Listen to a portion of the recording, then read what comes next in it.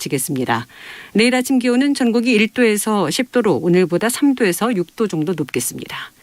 KBS 1라디오 10시 뉴스를 마칩니다. 아나운서 김성은이었습니다. KBS.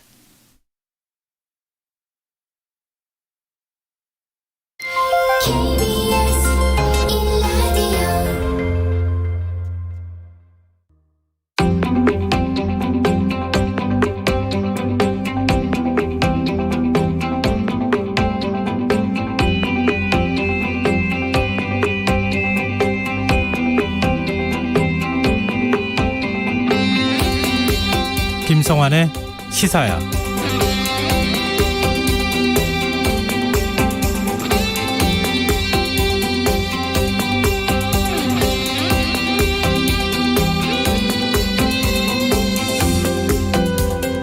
안녕하십니까. 시사평론가 김성환입니다. 내년 대선이 넉 달여 앞으로 다가왔지만 여야 대선 후보 관련 의혹은 아직 풀리지 않고 있죠. 거대 양당의 후보들이 모두 수사 대상에 오르는 보기 드문 광경이 펼쳐지면서 여야 간 신경전도 계속 이어지고 있는데요. 민주당과 국민의힘은 오늘 국회 법사위에서도 도이치모터스 주가 조작 의혹과 고발사주 의혹에 대한 철저한 수사를 촉구하며 기싸움을 이어갔습니다. 민주당 소속 의원들은 지난밤 고노스 도이치모터스 회장이 구속된 것과 관련해 국민의힘 윤석열 후보를 겨냥하고 나섰는데요. 윤석열 후보가 검찰총장에서 물러나니 가족 관련 수사가 속도를 내고 있다고 지적했습니다. 국민의힘 의원들은 대장동 개발 특혜 의혹을 문제 삼았는데요. 검찰이 여권 후보에 대해선 봐주기 수사를 진행하고 있다면서 지금 당장 특검을 해야 한다는 주장을 이어갔습니다. 상황이 이렇다 보니 수사 결과가 내년 대선의 최대 변수가 될 것이란 웃지 못할 이야기까지 나오고 있는데요. 내년 대선까지 제기된 의혹들이 말끔히 해소될 수는 있는 걸까요? 자세한 정치권 소식과 국회 움직임, 잠시 뒤 이어지는 뉴스에서 자세히 살펴보겠습니다. 대선을 앞두고 거대 양당을 중심으로 부동산 양도소득세를 완화하려는 움직임이 나타나고 있는데요. 이런 움직임 어떻게 봐야 하는지 더 깊이 있게 들여다보는 인터뷰 시간에 기본소득당 용해인 의원과 이야기 나누겠습니다. 수요일 코너죠. 날카로운 시선으로 언론을 비평하는 미디어 직설도 마련되어 있으니까요. 많은 관심 부탁드리겠습니다. 김성환의 시사에는 청취자 여러분들의 관심과 참여 기다립니다. 방송 내용과 관련해 의견 있으신 분들은 문자 보내주십시오. 당첨된 분들께는 모바일 상품권 보내드릴 텐데요. 참여하실 번호는 샵 9730이고요. 짧은 문자는 50원, 긴 문자는 100원의 이용료가 부과됩니다. 콩 게시판을 통해서도 무료로 참여하실 수 있고요. 콩 어플리케이션과 KBS 1라디오 유튜브 채널을 통해서도 저희 방송을 실시간으로 시청 또 참여하실 수 있습니다.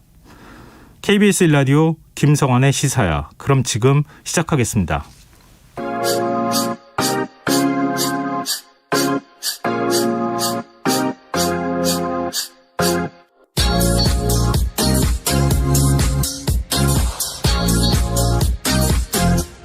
KBS 1라디오 김성환의 시사야.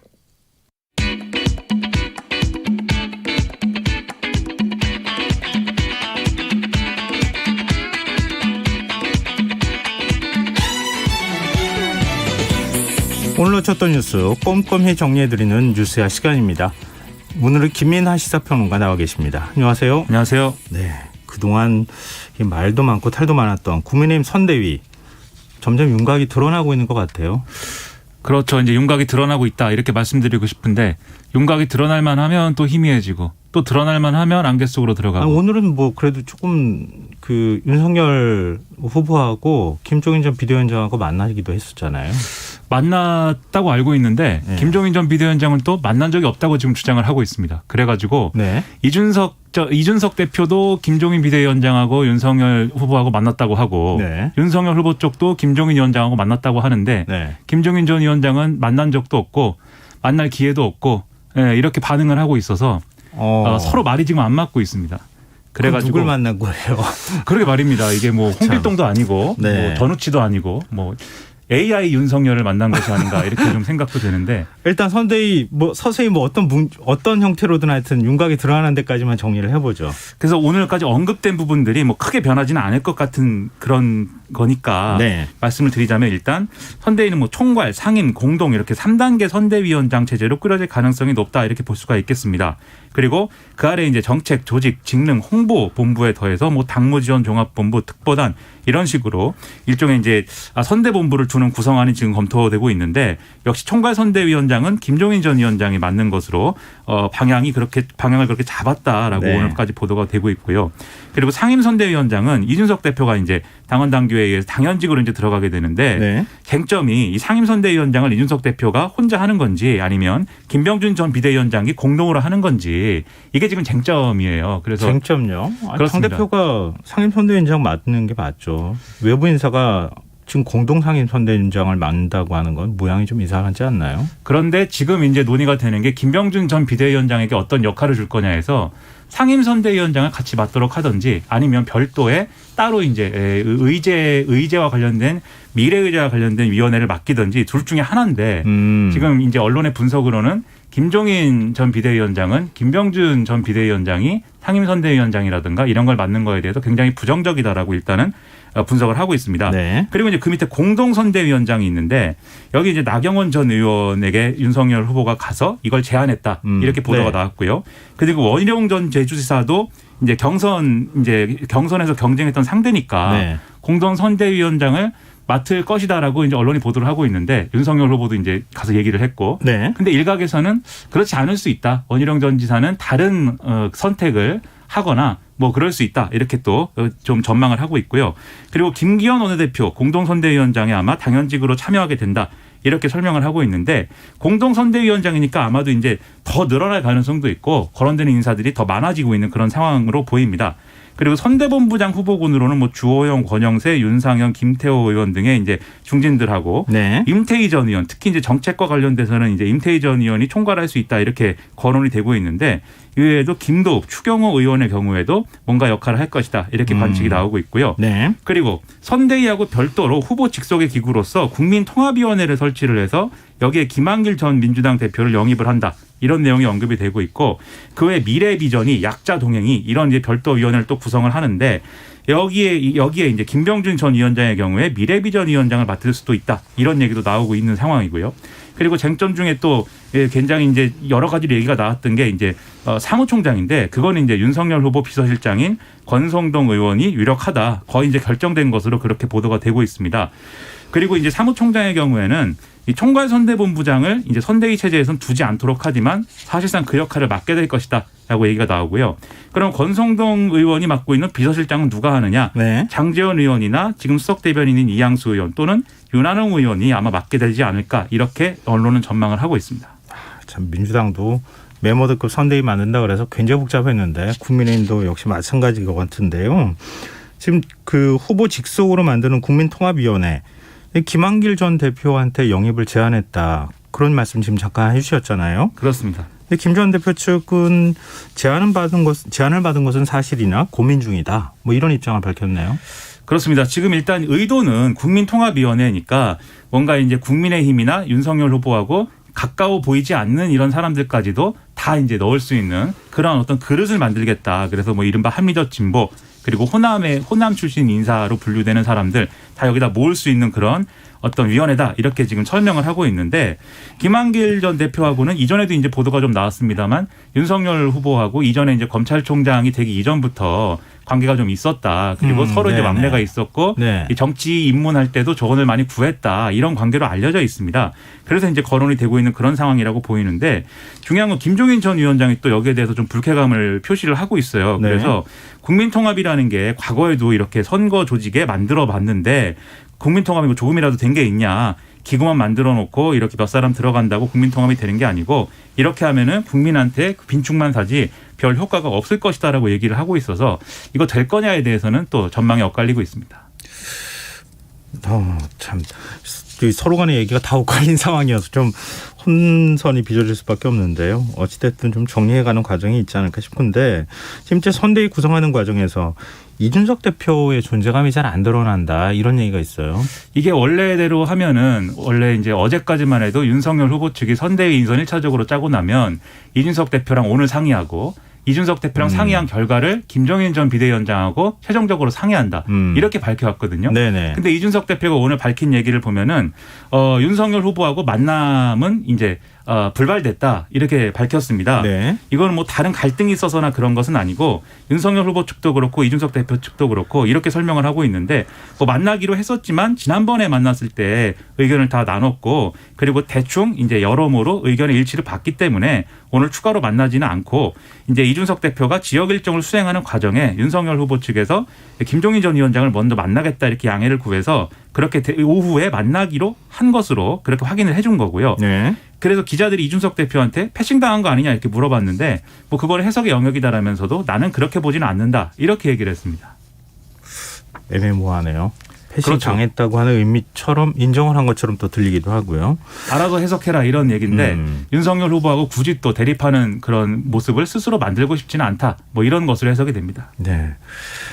선대위 참여하지 않겠다는 입장을 밝히고 있는 홍준표 의원. 윤석열 후보가 당선되면 대한민국만 불행해진다. 이런 얘기를 했어요. 이게 이제 홍준표 의원이 만든 사이트가 있습니다. 청년의 꿈이라는 사이트인데 네. 거기에 이제 이용자들이 질문을 막 이렇게 올리면 거기에 단답형으로 이제 답을 달거든요. 홍준표 의원이 직접. 근데 거기에 윤석열 후보가 대통령이 되는 것에 대한 어떤 걱정을 표현하는 글에 밑에 이제 답글을 한 줄로 달았는데 대한민국만 불행해집니다. 이렇게 이제 달아가지고 이게 무슨 의미냐 이렇게 여러모로 이제 해석이 나오고 있는 건데요. 결국 이제 선대위에서 적극적인 역할을 할 수 없다는 얘기를 계속 하고 있는 건데 여기에 대해서도 평당원으로 백의종군하기로 했으니까 더 이상 논쟁이 없었으면 한다 이렇게 쓰기도 하고 누구처럼 몸값 흥정하는 사람이 아니다. 모두 힘을 합쳐서 정권 교체해야 한다는 데는 동의한다라고 이제 밝혀서 마이웨이 하겠다라는 그런 이제 의사를 계속해서 확인을 하고 있습니다. 네, 공동선대위원장으로 가기 좀 쉽지 않은 분위기긴 하네요. 우리 후보 동선도 좀 얘기해 보죠. 윤석열 후보는 오늘 천안함 유족들과 만났어요. 그렇습니다. 이 최원일 전 천안 함장 및 유족 대표들을 이제 만나서 여러 가지 이제 좀 의견을 나눴는데요. 일단 윤석열 후보는 이렇게 얘기를 했습니다. 국가를 위해서 희생된 장병들을 어떻게 기억하느냐에 국격이 달려 있다. 그런데 이 정부의 어떤 태도 이해되지 않는다. 이렇게 좀 비판을 했고요. 그리고 이 천안함이 북한의 피격에 의해서 이 침몰했다는 것은 과학적으로 검증이 됐는데 아직도 이제 의혹 제기를 하는 그런 보도가 나온다든지 이런 것들은 큰 잘못이 아니냐. 이렇게 얘기를 했습니다. 그리고 이런 이제 일들은 결국 정부가 북한에 대해서 이제 불종적인 자세를 보이기 때문에 이런 일들이 일어나는 것이다라고 얘기를 했는데요. 일단 최원일 전 함장은 지금 이 자리가 이제 윤석열 후보를 지지하기 때문에 이 자리에 온 것은 아니다. 이렇게 일단 얘기를 하면서 천안함의 침몰 원인이 북한이다 뭐 이런 것들을 믿으면 보수고 믿지 않으면 진보라는 그런 식으로 국론이 분열되기도 했는데 만약에 윤석열 후보가 집권을 하면 이런 상황이 없도록 해달라. 그래야 남은 전후 장병 유가족들이 떳떳이 살 수 있다. 이렇게 이제 얘기를 하는 그런 모습이 이어졌습니다. 네, 민주당 이재명 후보는 요즘 계속해서 청년들과 만남을 이어가고 있네요. 그렇습니다. 계속 이제 청년들하고의 이제 만남 일정인데 지난 15일에는 e스포츠 활성화 관련돼서 뭐 게임 얘기하는 그런 자리를 만들었었고 그다음에 16일은 기후 위기를 주제로 이제 2030 활동가, 더 젊은 활동가들, 20대 활동가들하고 소통을 하는 그런 자리를 만들었는데 오늘은 의원회관에서 서울권 대학 언론 연합회 학생들하고 간담회를 했습니다. 그래서 지금 청년층의 문제에 대해서 미래가 없는 게 가장 지금 심각한 문제로 느껴진다라면서 지금 우리 사회가 누군가를 밀어내지 않으면 내가 밀려나는 경쟁이 아닌 전쟁이 되는 그런 사회다. 이게 문제다라고 얘기를 했고요. 이걸 어떻게 해결할 것이냐에 대해서 공정성의 회복이 필요하다라고 강조를 했습니다. 그래서 경쟁의 공정성, 룰의 공정성이 중요하다라고 얘기를 했는데요. 근본적으로는 실패에도 일어설 수 있는 경쟁에서 졌다고 해서 도태되지 않는 그런 새로운 도전을 할 수 있는 사회, 기회가 더 많은 세상이 돼야 된다라고 자신의 어떤 비전을 이제 밝혔습니다.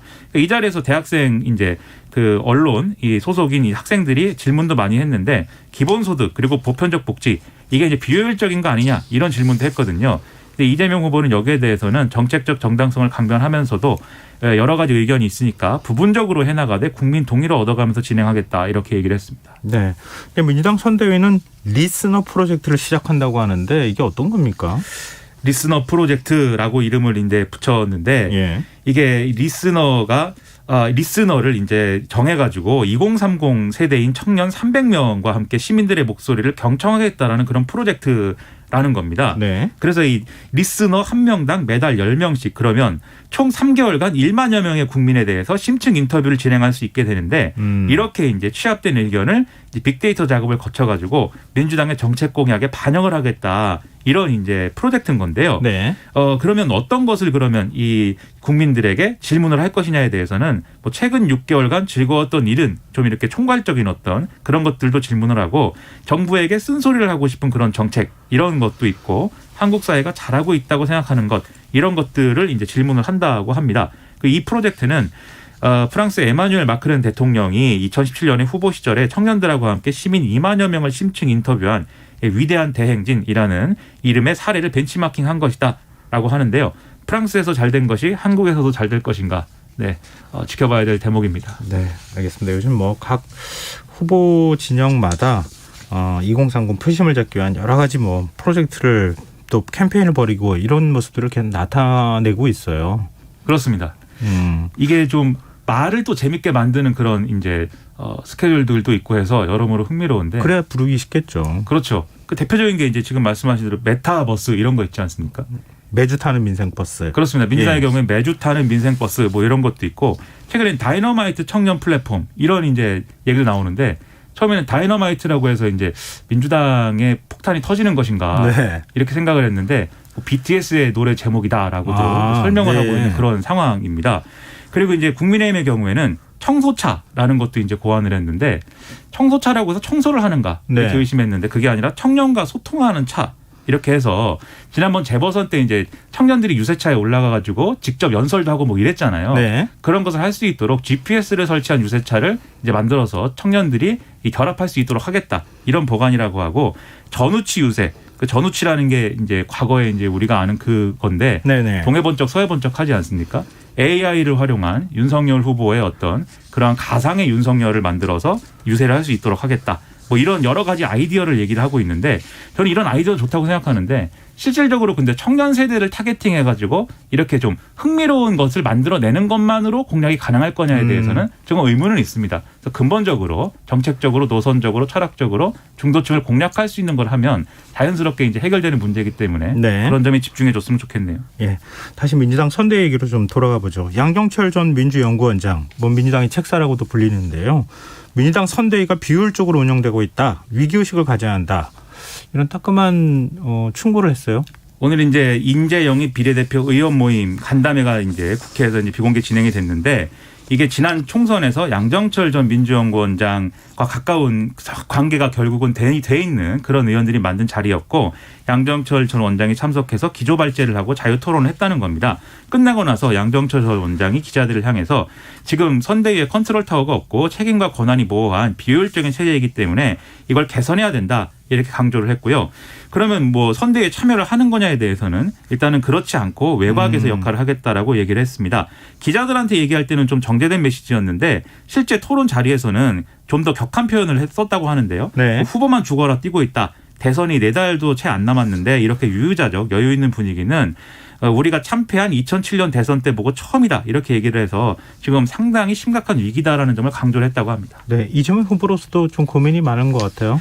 그렇죠. 이재명 후보 측에서 이제 양정철 전 원장이 이렇게 얘기한 거에 대해서 대선 승리를 위한 채찍과 쓴소리로 받아들이겠다라고 밝혔는데요. 지금 뭐 여론조사나 이런 걸 보면은 긍정적인 흐름이 거의 이제 감지되지 않고 있는 흐름이기 때문에 상당히 고민이 깊을 수밖에 없는 상황입니다. 그래서 이번 주 들어서는 외부 공개 일정을 하루 한두 건 정도로만 이제 줄인 상황이고 또 페이스북 메시지도 수시로 쓰던 것에서 이제 하루에 이것도 2개 정도로 줄인 상황인데요. 너무 많은 일정과 메시지가 오히려 집중해야 되는 부분에 있어서는 좀 혼란스럽게 한다라는 지적이 있었다라는 걸 반영한 상황이라는 것인데 이런 이제 뭐 세부적인 것도 중요하지만 근본적으로는 전체적인 캠페인 방향이나 이런 것들을 재점검할 필요가 있어 보입니다. 네, 뭐 완벽한 집은 아닐 테니까요. 계속 수선해 가면서 뭐 지금 이제 국민의힘 하는 것처럼 계속 어떤 완결된 형태를 만들어가지 않을까 싶네요. 근데 또 일각에서 얘기하는 것처럼 선거 끝날 때까지 계속 만진다고 그런 얘기를 하기도 하던데요. 뭐 그렇게는 하겠나 싶기는 한데 좀 지켜보죠. 지금 여러분께서는 KBS 라디오 김성환의 시사회와 함께하고 계십니다. 계속해서 뉴스야 이어가겠습니다. 이 고발사주 사건을 총괄하고 있는 공수처 차장검사가 여당 의원과 통화를 했다 이런 보도가 나오면서 논란이 되고 있어요. 조선일보 보도인데요. 여운국 차장이 국회 법사위 소속인 더불어민주당 박성준 의원하고 전화통화로 저녁 식사 약속을 했다는데 이것 때문에 공수처가 여당하고 유착이 된 거 아니냐라는 비판이 일각에서 나온다. 이런 취지의 보도 내용이었습니다. 이 저녁 식사 약속이라는 거는 결국 이제 취소가 된 것이다라고 하는데 하지만 이 박성준 의원이 그냥 이제 민주당 소속 의원인 뿐만 아니라 이재명 후보 선대위의 공동 대변인도 맡고 있고 또 그동안 윤석열 후보에 대한 공수처의 수사 이런 것들을 강하게 주장을 해왔기 때문에 이런 약속은 결국 부적절하지 않았는가라는 게 이 보도의 이제 취지였고 그런 반발이 또 나오고 있습니다. 네, 공수처 해명이 나왔습니까? 지난 10월 달에 이제 국정감사가 끝난 뒤에 박성준 의원의 전화를 여운국 차장이 받은 건 사실인데 이게 뭐 사적인 통화라든가 수사에 영향을 미치기 위한 부적절한 접촉은 아니다. 이게 공수처는 이 여운국 차장이 고발 사주 수사의 주인 검사를 맡고 있기도 하지만 여러 가지 행정 업무라든가 국회와의 소통 이런 것들도 책임져야 되는 지위이기 때문에 법사위원이 전화를 한 거에 대해서는 통화가 불가피했던 것이고 식사를 하자는 것도 통상적으로 얘기하는 뭐 그런 차원이었던 거지 실제로 이루어진 약속도 아니다. 이제 이렇게 해명을 했는데 뭐 이 해명에 대해서도 뭐 여러 가지 얘기들이 오가고 있는 것 같습니다. 네, 좀 법사위에서 여야 간에 굉장히 공방이 이어졌다 이런 얘기도 나오는데 김진욱 공수처장은 중립성에 유의하겠다 이런 입장을 결국 밝혔네요. 그렇습니다. 중립성에 좀 더 유의하겠다고 했고 그리고 이런 문제를 개선하기 위해서는 공수처장 밑에 있는 차장이 지금 수사와 지금 이런 행정을 다 담당하다 보니까 이런 부분에서 겹쳐가지고 수사의 공정성이나 이런 문제로 이어진 거니까 수사 담당 아니면 행정 담당 이렇게 차장을 별도로 두 개를 두게 하면 문제가 해결되지 않겠느냐 그런 부분에서 국회가 협조를 해달라고 요구를 했습니다. 네. 그리고 주가 조작 혐의를 받고 있는 권오수 도이치모터스 회장 결국 어젯밤 늦게 구속이 됐어요. 그렇습니다. 검찰에 이제 구속이 됐는데요. 법원은 증거를 인멸할 염려가 있다면서 구속영장을 발부를 했습니다. 이 권오수 회장은 도이치모터스의 최대 주주이자 대표이사로 2012년까지 이제 있으면서 회사 내부 정보를 유출을 하고 외부 세력을 이른바 이제 선수로 동원을 해서 주식을 636억 원 상당의 주식을 불법 매수를 해서 결과적으로 주가를 이제 조작한 혐의를 받고 있는 건데요. 이 권오수 회장하고 공모를 해서 이 주가 조작에 가담한 이모 씨 등의 이른바 선수 3명은 이미 지난달 25일과 이달 5일에 구속 기소되어 있는 상황이고 또 다른 선수인 또 다른 이모 씨가 잠적 한 달여 만인 지난 12일에 검찰에 붙잡혀가지고 현재 이제 구속된 상태입니다. 검찰은 이와 함께 김건희 씨, 윤석열 후보의 배우자인 김건희 씨가 이 주가 조작 과정에서 이른바 이제 전주 역할을 했다는 고발장을 접수해서 이 내용을 보고 있는데 일단 권오수 회장의 영장 청구서에는 이 내용은 들어가지 않았다고 보도가 되고 있습니다. 그러면 앞으로 김건희 씨에 대한 수사는 어떻게 되는 겁니까? 일단은 이제 지금 이제 권오수 회장 등을 조사한 결과를 놓고 김건희 씨에 대한 조사가 이제 진행이 돼야 될 것으로 보이는데 구체적으로 말씀드리면은 이 김건희 씨가 2010년에 앞서 말씀드린 선수 이모 씨한테 10억 원이 들어있는 신한증권 계좌를 맡긴 걸로 지금 알려져 있고 이 계좌가 주가 조작에 쓰인 것으로 지금 보이거든요. 네. 그리고 김건희 씨는 권오수 회장으로부터 이모 씨를 소개받은 것이기 때문에 결국 이제 주가 조작의 과정에 어떤 이유로든 개입이 돼 있는 거 아니냐라는 의혹이 지금 있는 겁니다. 다만 윤석열 후보 쪽은 김건희 회장이 이 소개를 받아서 주식 투자를 이제 전문가라고 해서 돈을 맡겨가지고 하려고 했던 거지만 결국 이제 손해를 본 것에 불과한 것이고 부적절한 이런 내용은 없다라고 이제 해명을 했습니다. 네네. 하지만 이전에도 권오수 회장 측하고 김건희 씨가 여러모로 부적절하게 보일 수 있는 거래들을 여러 가지를 했다 이런 의혹들이 언론을 통해서 계속 이제 보도가 되었기 때문에 이 부분에 대해서 이제 어떤 뭐 의혹이 제기가 되고 있고 해명이 필요한 부분인데 다만 이게 지금 주가 조작하고 직결되는 어떤 그런 여러 가지 사안들은 아니기 때문에 결국은 이 주가 조작이 실제로 어떻게 진행됐느냐를 검찰이 추가로 이제 들여다본 후에 김건희 씨에 대한 조사를 필요하면 이제 할 것으로 보입니다. 네, 민주당은 대선 후보 부인도 검증 대상이라면서 철저한 수사를 촉구하고 나섰어요. 송영길 대표가 이 대통령과 그 배우자 문제는 철저한 국민적 검증 대상이 돼야 된다라면서 본인을 향해 제기되는 모든 의문에 대해서 직접 해명해야 된다 이렇게 강조를 했고요. 윤호중 원내대표도 만약에 이게 사실이라고 하면 선량한 개미들을 잡아먹는 악랄한 개미 할기였다는 거 아니냐라면서 그리고 과거의 이런 의혹을 덮기 위해서 윤석열 후보가 자신의 어떤 검사로서의 지위를 활용했다면 그건 직권남용이고 그게 밝혀지면은 야당은 후보를 교체해야 될 것이다. 중대한 사안이다라고도 주장을 했습니다. 네.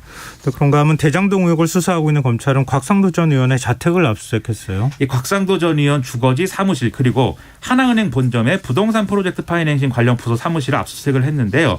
이걸 이제 화천대유가 곽상도 전 의원으로부터 하나은행 관련돼서 이 하나은행 컨소시엄이 이제 무산될 뻔한 위기에 처했는데 이것에 대한 도움을 받은 이후에 아들을 통해서 50억 원을 지급한 그래서 이것이 사실 뇌물이 아니냐라는 점에 대해서 이제 수사를 하고 있는 것으로 보입니다.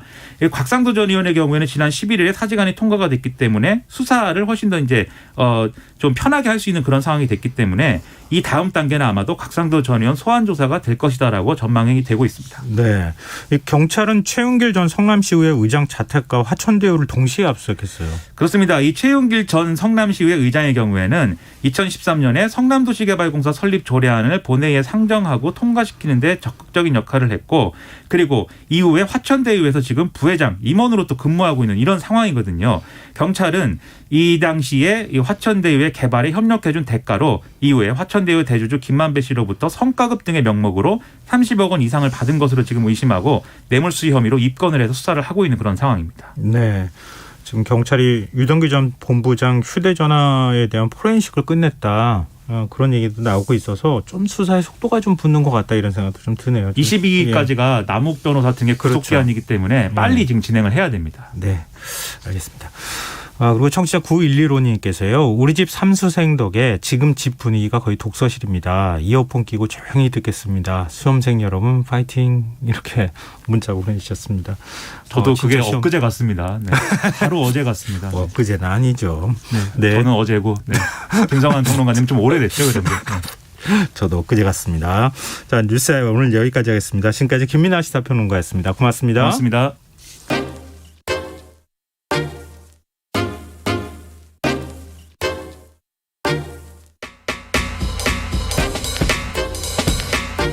바쁜 당신이 알아야 할 모든 것 여기에 있습니다. KBS 1라디오 김성환의 시사야. 민주당과 국민의힘이 부동산 양도소득세 면제 범위를 상향하려는 것과 관련해 정의당과 기본소득당이 강하게 반발하고 있습니다. 기본소득당 용해인 의원은 거대 여야가 대선을 앞두고 부자들 표를 의식해 양도세를 완화하려 한다 이렇게 비판을 했는데요. 이런 가운데 국회 기재위 조세소위원회가 양도소득세 완화안에 대해 논의했지만 결론은 내지 못한 것으로 지금 알려지고 있습니다. 이 기본소득당 용해인 의원 연결해서 어떤 이유로 양도소득세 완화안에 대해서 반대하는지 얘기 나눠보도록 하겠습니다. 의원님 안녕하십니까? 네, 안녕하세요. 기본소득당 용혜인입니다. 네, 당초 알려지기로는 민주당이 1가구 1주택자의 경우에 양도세 비과세 기준인 현행 시가 9억 원을 12억 원으로 상향 조정하는 안을 이제 이 법안을 발의를 한 상황이었다고는 알고 있는데 국민의힘도 네. 여기에 동의하는 분위기예요. 근데 의원님께서는 왜 양도세 완화에 반대하시는 겁니까? 네, 일단 이 말씀부터 좀 드리고 싶은데요. 네. 이게 양당의 이야기를 들어보면 2008년 이후에 발생한 주택가 거래가격 상승을 반영한다라는 취지인데 네. 사실 이렇게 따지면 근로소득세나 종합소득세 기본공제도 물가 인상을 반영해서 올려야 하는 것이 논리적입니다. 그런데 사실은 그런 이야기를 양당에서는 하지 않거든요. 그러니까 자산으로 돈을 버는 것에 대해서는 최대한 세금을 깎고 또 깎겠다라는 의지들을 좀 보여주고 있는 것이라는 생각이 들고요. 네. 이게 이제 지난해에 집값 잡겠다라고 하면서 다주택자 양도소득세 중과 등 조치를 하지 않았습니까? 작년 8월에. 네. 네, 이때는 양도세 완화 이야기가 없다가 갑자기 큰 선거, 그러니까 대선을 앞두고 1주택자 양도세를 완화하겠다라고 이야기합니다. 그래서 제가 좀 살펴보니 정부에서도 사실은 부동의 의견을 오늘 밝혔고요. 정책 실효성보다는 좀 큰 선거를 앞두고 자산가들을 의식한 정치적 세대 개편이라는 비판을 좀 피하기 어려울 것 같습니다. 근데 또 그런 얘기도 합니다. 지금 집값이 많이 한꺼번에 올랐잖아요. 너무 빠른 네. 속도로 올랐기 때문에 양도세를 이렇게 뭐 중과를 하거나 아니면 기존의 양도세 기준을 그대로 갖고 있을 경우에는 너무 세부담이 커지는 거 아니냐 이렇게 얘기도 하거든요. 네. 이게 이제 동시에 있는 것이 세부담이 크다. 그리고 2008년에 비해서 계속해서 그 같은 기준을 유지하고 있기 때문에 물가 상승을 반영하지 못한다라고 이야기하는데요. 사실 이제 소득이 늘어났을 경우에 소득세가 늘어나는 것은 굉장히 자연스러운 현상이죠. 그러니까 양도소득세가 늘어나는 만큼 양도 차익은 그만큼 더 늘어나는 것을 감안해야 된다라고 생각하고요. 네. 이게 사실은 이제 이전에 종부세 1주택자 종부세 깎아줄 때 실현되지 않은 이익에 대해서 세금을 이렇게 매기는 것은 세부담이 과하다라고 해서 깎아줬었는데요. 네. 이 양도소득 같은 경우는 이미 실현된 소득임에도 불구하고 세부담이 과하다라는 이유로 깎아준다라는 점에서 좀 일관적이지도 못하다라는 생각이 듭니다. 저는 양도소득세를 인하하는 것을 검토할 수 있다라고 생각하는데요. 네. 근데 보유세 인상을 전제로 해야 이 양도소득세 완화를 같이 검토할 수 있다라고 봅니다. 근데 보유세는 완화하면서 동시에 양도세도 완화하겠다는 것은 그냥 자산가들의 부동산 거래를 풀어주겠다라는 의미에 좀 불과하다라는 생각이 듭니다. 그리고 이게 이렇게 양도소득세를 낮춰주면 그러니까 기준을 완화해주면 매물이 많이 나올 거다라는 예상들도 네네. 하면서 이야기를 하는데요. 네. 사실 이제 오늘 국회에서 조세소위에서 논의된 전문위원 검토보고서에도 나와 있고 정부도 그런 이야기를 했지만 사실은 1주택자 같은 경우는 그 주택을 판다고 해서 이제 다른 주택을 같이 똑같이 사야 되잖아요. 예. 그 집에서 사람은 어떤 집에서든 살아야 하니까 네. 그렇기 때문에 전체적으로 보면은 시장에 매물이 늘어난다라고 보긴 좀 어렵고 그리고 이렇게 양도 차익을 실현한 사람들이 사실은 더 낮은 금액보다는 이제 좀 더 고가의 금액의 주택으로 옮겨가기 때문에 네네. 사실은 전반적으로 시장의 부동산 가격 상승을 오히려 촉진시킬 수도 있다라고 보고 있습니다. 좀 일부 전문가들의 의견과 또 다른 의견을 제시해 주셨는데요.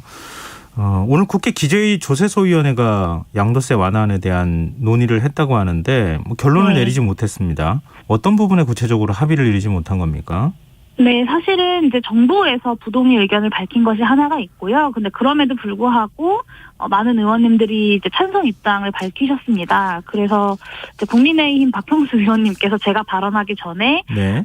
여야 간에 이견이 없으니 이것은 합의한 것으로 하자라고 말씀을 하셨는데 그 다음 발언 순서가 저였거든요. 네. 근데 이제 제가 발언을 통해서 반대 의사를 명확하게 좀 밝혔기 때문에 소위의 논의 과정상 현재 잠정 합의에 이르지 못하고 이후에 다시 논의하는 걸로 좀 넘어가 있는 상태입니다. 그래서 여야 간에 그러니까 국민의힘과 더불어민주당 간에 이견이 있어서 합의에 이르지 못했다기보다는 이 양당은 이 양도소득세 기준을 완화하는 것에 둘 다 동의를 했는데 네. 이제 이것에 반대하는 목소리가 분명하게 좀 전달이 되었기 때문에 지금 현재로서는 합의에 이르지 못한 상태다라고 말씀드릴 수 있을 것 같습니다. 그럼 이후 논의 과정은 어떻게 되는 겁니까? 이제 이번 달 말까지 그 세법 개정안을 집중적으로 심사하는 시기입니다. 그래서 지금 현재 조세소위에서 매주 월요일, 수요일, 금요일 이렇게 주 3일을 모여서 회의를 하고 있는데요. 예.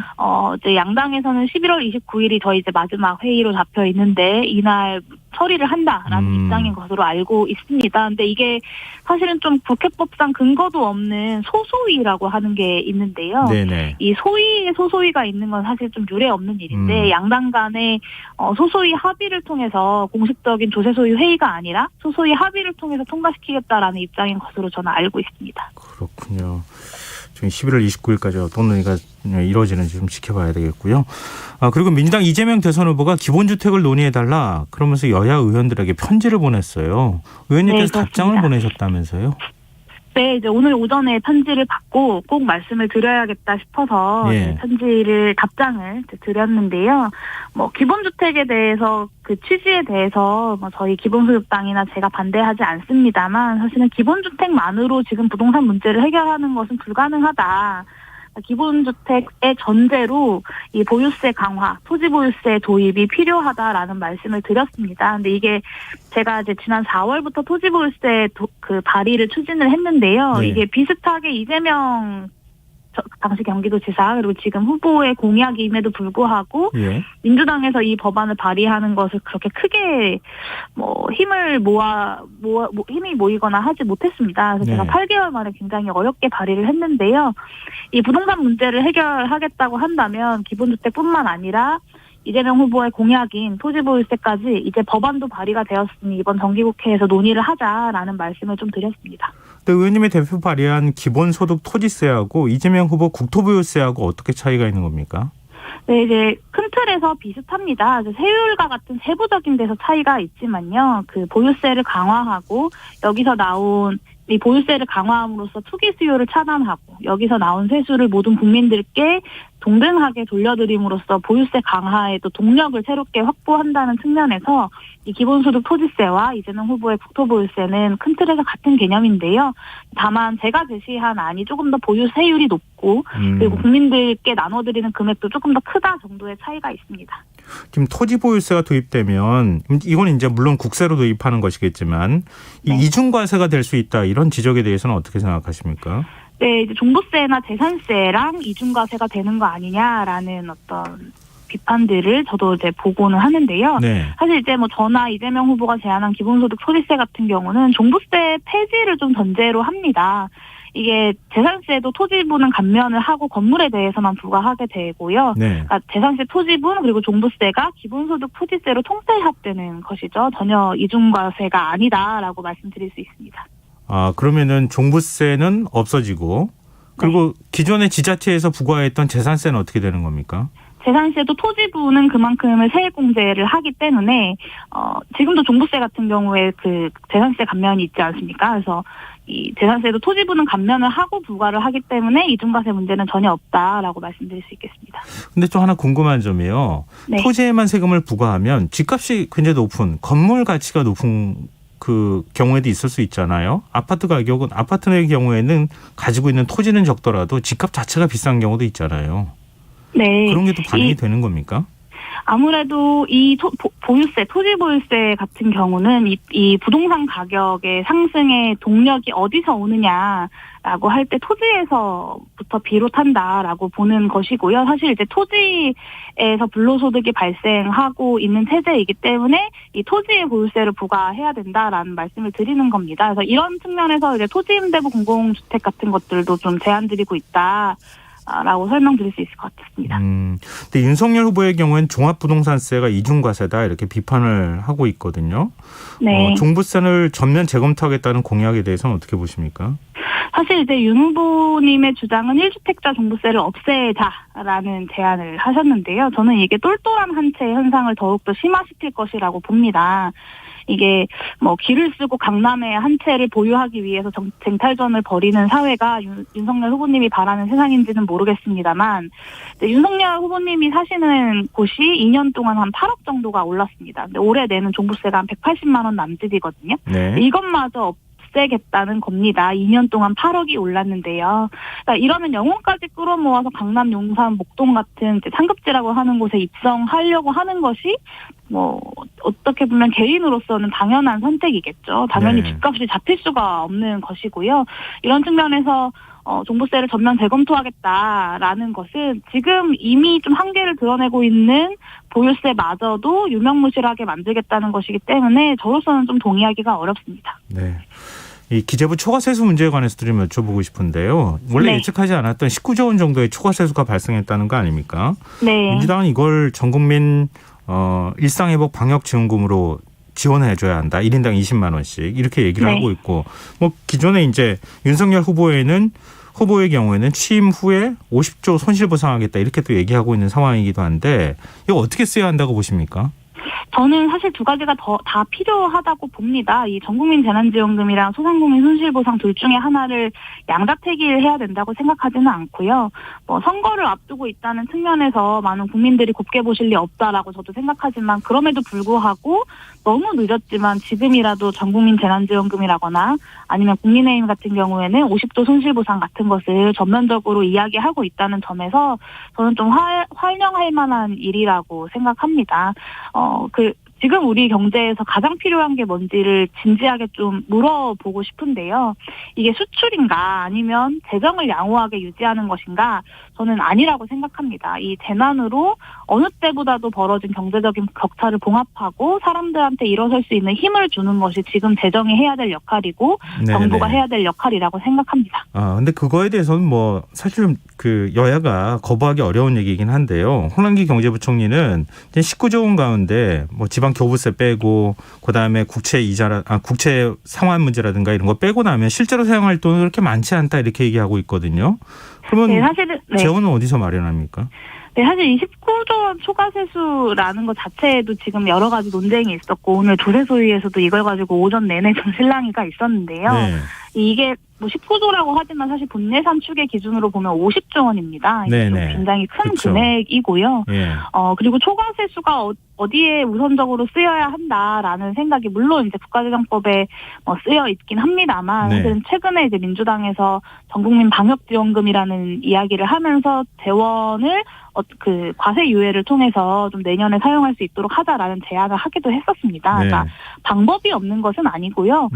저는 이 초과 세수가 정부가 그리고 기재부의 관료주의가 드러낸 이 무능함의 일면인 50조에 달하는 초과 세수가 어디에 우선적으로 쓰여야 한다는 생각부터가 좀 함정이다라는 생각이 들고요. 네. 저는 전례 없는 위기에 필요한 이번 재정의 지출은 사실은 필요하면 국채를 발행해서라도 해야 된다고 생각합니다. 네. 초과 세수의 규모와 상관없이 손실보상과 재난지원금은 필요한 것이고 예. 초과 세수가 발생했기 때문에 손실보상과 재난지원금을 할 수 있는 것이 아니라 손실보상과 재난지원을 하기 위해서는 이 초과 세수뿐만 아니라 국채를 발행해서라도 해야 되는 것 아니냐라는 알겠습니다. 말씀을 좀 드리고 싶습니다. 네, 오늘 말씀 여기까지 듣겠습니다. 고맙습니다. 네, 감사합니다. 네, 지금까지 기본소득당 용혜인 의원이었습니다.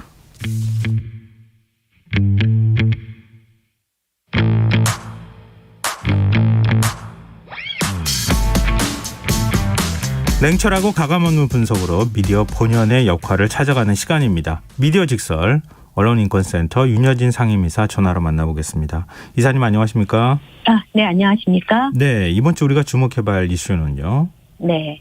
연합뉴스가 지난 12일 뉴스제휴평가위원회로부터 강등 결정을 받으면서 오는 18일부터 포털 페이지 내에서 연합뉴스 기사를 찾아볼 수 없게 됐습니다. 네. 연합뉴스 측은 포털 퇴출에 준하는 이번 조치는 언론사의 뉴스 서비스 활동을 현저히 침해하는 과도한 결정이다. 그리고 국민의 알 권리를 심각하게 제약하는 것은 물론이고 국가기관 뉴스 통신사로서의 연합뉴스의 역할을 전적으로 무시한 결정이다라는 입장을 좀 밝혔어요. 여기에 대해서 정치권은 또 언론의 자유가 침해될 것이라는 주장이 나오고 있는데요. 네. 오히려 언론 단체에서는 연합뉴스의 를 비판하는 목소리가 나오고 있고 실제로 언론인권센터를 비롯한 언론 단체들이 오늘 관련 성명을 발표했습니다. 그래서 오늘은 뉴스제휴평가위원회의 연합뉴스 강등 결정을 둘러싼 쟁점들을 짚어보는 시간을 좀 갖고자 합니다. 연합뉴스에 이렇게 강등 결정을 내린 제휴평가위원회 이 기구가 어떤 것인지 네. 좀 설명이 필요할 것 같아요. 네, 많이 아마 좀 들어보시기도 했었을 텐데요. 이곳은 네이버와 카카오가 자체적으로 지금 이제 포털에서 뉴스를 볼 수 있잖아요. 포털 뉴스창을 통해서. 네. 근데 이제 이 뉴스창에 어떤 매체들이 들어와야 되는지를 그 전에는 카카오와 네이버가 자체적으로 해오다가 언론계의 제휴 심사를 좀 공개형으로 하자. 그리고 영향력이 너무 커지는 거에 대해서 좀 공적으로 하자라는 좀 사회적 어떤 요구에 의해서 공동으로 설립한 독립 심사기구입니다. 현재 재평위는 언론인 현업단체 8곳 그리고 시민단체 4곳 등 15곳으로 구성되어 있어요. 네. 그 구성된 단체를 잠깐 좀 말씀을 드리면 한국신문협회, 한국온라인신문협회, 한국인터넷신문협회, 인터넷신문위원회, 한국기자협회, 한국방송협회, 한국케이블TV방송협회, 한국언론진흥재단, 한국언론학회, 한국신문윤리위원회, 여기서부터 이제 그 시민단체인데요. 네. 한국 YWCA 연합회, 언론인권센터, 경제정의 실천 시민연합, 한국소비자연맹, 그리고 변호사 단체인 대한변협 이렇게 15개 단체로 구성되어 있습니다. 근데 언론계 내부 현업단체부터 시작해서 학계 그리고 시민단체 이런 것까지 다 망라되어 있는 있는 그렇죠. 기구잖아요. 예. 근데 현업단체가 훨씬 더 많죠, 지금 현재. 예. 네, 이런 기구에서 결정을 내렸는데 연합뉴스는 퇴출당했다 이런 표현까지 지금 쓰고 있는데 지금 이렇게 강등 결정을 만약에 뉴스제휴평가위원회가 내리게 되면 어떻게 되는 거예요? 네네. 시민들은 포털 뉴스창에서 연합뉴스를 볼 수 없게 되는 건 아닙니다. 네이버는 뉴스 스탠드를 통해서 연합뉴스를 볼 수 있고요. 그다음에 또 네이버와 카카오의 검색을 통해서 연합뉴스를 볼 수 있습니다. 포털 제휴는 공통적으로 검색을 통해서 기사를 찾아볼 수 있게 하는 검색 제휴, 그러니까 언론사와 포털이 이제 그 제휴 계약을 맺는 거죠. 네네. 검색 제휴가 있고 또 포털 사이트 내에서 기사를 배열하고 수익을 이제 배분하는 콘텐츠 제휴로 나누어져 있어요. 다만 이제 네이버의 경우는 언론사 구독 페이지를 통해서 언론사 홈페이지로 직접 이동할 수 있는 뉴스 스탠드를 별도로 운영하고 있는데 이것은 모바일에는 없고 PC에만 좀 접근할 수 있는 서비스라고 볼 수 있습니다.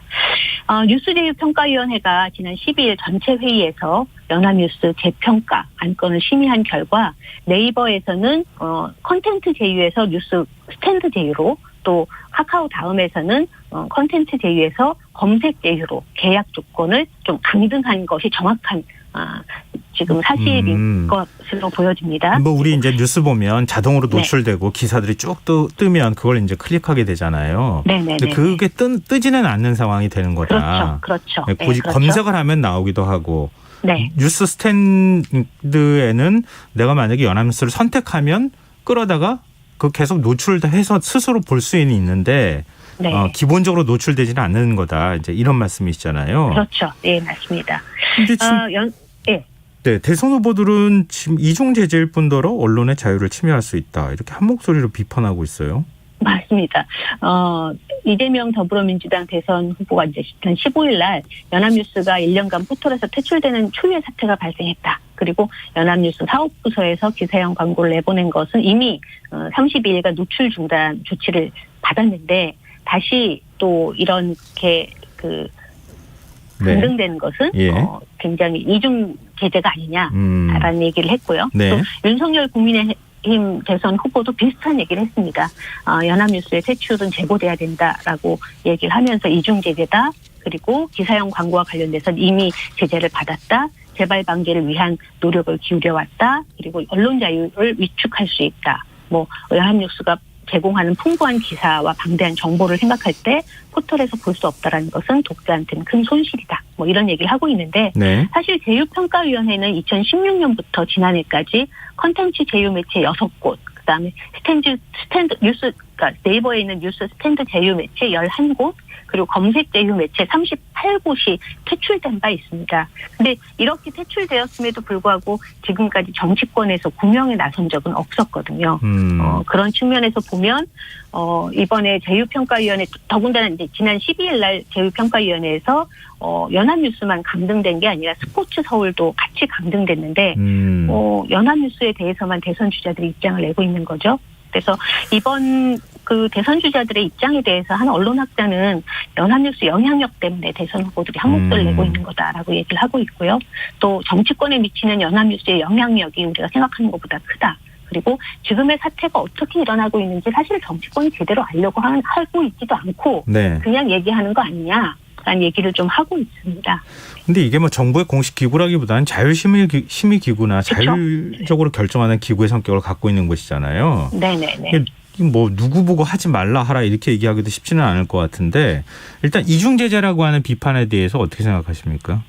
네, 지난 9월에 이미 32일 동안 노출 중단 제재를 받은 적이 있죠. 근데 제휴평가위원회의 어떤 규정을 보면 노출 중단과 그다음 재평가라는 규정이 좀 다르게 좀 운영되고 있습니다. 뭐냐면 노출 중단은 벌점이 6점 이상 받았을 때 노출 중단이 나오는데 그 벌점은 선정성 기사 아니면 어뷰징 아니면 광고성 기사를 받았을 때 이제 벌점이 누적되었을 때 그런 노출 중단을 받는데 그 6점 이상 받은 매체일 경우에 재평가의 대상이 또 되도록 되어 있어요.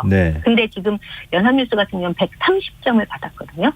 그런 측면에서 보면 재평가를 전체회의에서 하는 과정에서 또 80점 이상을 받았을 때는 컨텐츠 지위가 유지되고 70점을 받았을 때는 컨텐츠에서 스탠드나 검색으로 강등되고 그다음에 70점 이하를 받았을 땐 그냥 퇴출되는 그런 프로세스를 갖고 있는데 지금 연합뉴스 같은 경우에는 재평가에서 제휴평가위원들의 평가에 80점을 못 받은 거죠. 그러니까 그런 측면에서 봤을 때 강등됐다고 볼 수 있는데 어쨌든 이번 재평가가 예전에 비하면 언론사에는 굉장히 유리한 거다. 예전에는 80점 이하로 재평가에서 받지 못하면 그대로 퇴출됐던 적도 있는데 어쨌든 강등이라는 그 다음 단계로 내려가는 그런 안전장치 안에서 지금 결정이 된 거다라고 볼 수 있을 것 같습니다. 평가 기준이 불투명하다는 데 대해서는 어떻게 보십니까?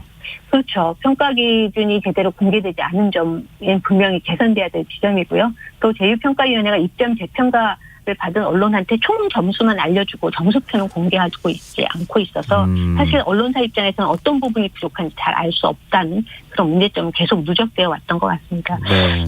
민원연 같은 경우에 이제 어떤 지적을 좀 하고 있냐면 재평이 추천단체 절반이 언론사 사용단체고 현업단체다. 그리고 이로 인해서 언론사 간의 카르텔이 형성된 거 아니냐. 그리고 지역 언론이나 전문 언론, 중소 언론의 진입이 용이롭지 않은 구조로 되어 있다라고 얘기를 하고 있고요. 그리고 언론 노조, 전국 언론 노조 노동조합에서도 포털의 뉴스 콘텐츠 제휴 정책과 관련해서 심사 기준이 좀 자기적인 거 아니냐. 입점 여부도 일방 통행식으로 이루어져 있고 재평회가 공정한 심사를 통해서 좋은 저널리즘을 육성한다기보다는 포털이 만들어 놓은 어떤 콘텐츠 제휴 가두리 양식의 입점사를 선별해서 공급하는 양식업자로 전락했다라는 주장. 또 한 바 있습니다. 네. 그런데 이 문제는 과거에 저희가 그 미디어 직설 코너에서도 다룬 바가 있지만 연합뉴스 기사형 광고 이게 문제가 돼서 그랬던 거잖아요. 맞습니다.